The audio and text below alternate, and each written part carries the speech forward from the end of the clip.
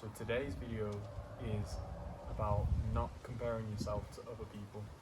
This comes from Jordan Peterson's book 12 Rules for Life. His fourth rule is that you should compare yourself to who you were yesterday, not to who someone else is today. And I think this is a great frame because of the fact that the only person's life story that you know is yourselves. And if you're comparing to someone else, number one, you don't know their full story, their full life story, and what comes with that. There's usually a lot of baggage. When you're comparing yourself to your idols, on the one spectrum that everybody sees, it's going to look like they're way ahead of everyone else, but deep down on another level, there could be a lot of emotional baggage, unhappiness, poor relationships, and that's the kind of stuff you don't see.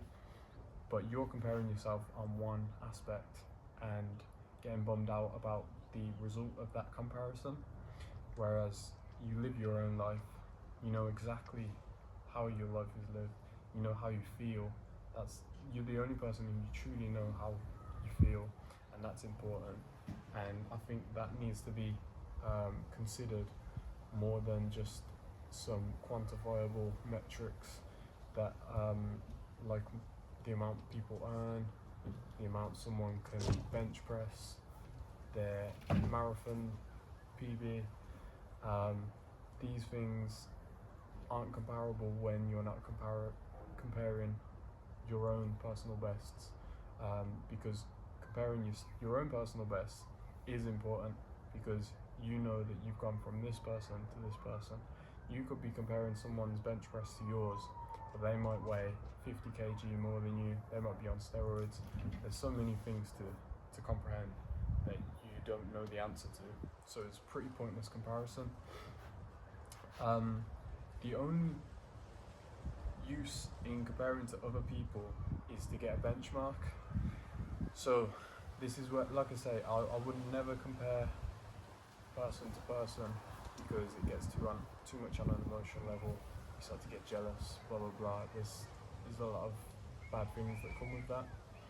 Instead, comparing yourself, benchmarking to an average population is always going to be helpful, because let's say, hypothetical, you're a 15-year-old who weighs 300 pounds, which is like 135 kgs. We all know that's very unhealthily obese, but if they've never compared themselves to anyone else, only themselves, and when they were 14 they weighed even more than that, then to them they're in a better place than they were. Now that fact is true, but they still could end up staying in that position because they're happy with it, because they've got no other benchmark to set them their weight against. We know that that is not a good position. You could easily find out the average weight of a 15-year-old, and you don't have to smash it and get down to the average weight, but it gives you a good ballpark figure of where you should be around. And using benchmarks as inspiration is useful, but getting bummed out by that fact and not doing anything about it is not helpful. So it is really how you take it, and I think benchmarking on the whole is helpful, but in general, only comparing to yourself and your prior self is way more important and going to give you the best results, because not only will you start to care less about what other people think, you'll care more about what only you think, which is going to just make you happier, because you can't control what other people think.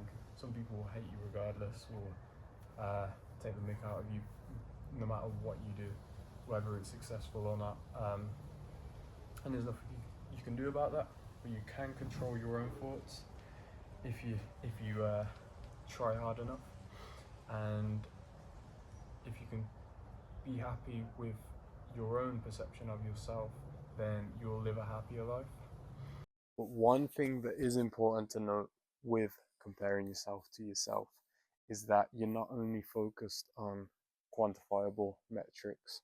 So your height, your weight, your salary, how much you can bench press, how fast your 5k time is, because all of this is really good to compare to, but a lot of the time the most important metrics are ones that aren't quantifiable. So how you're feeling, your mental headspace, just overall happiness. These things are, you can't just write a score to them and carry on and compare them like that. It is just based on your what you think. So it's very subjective, but because they're subjective, a lot of people write off how important they are.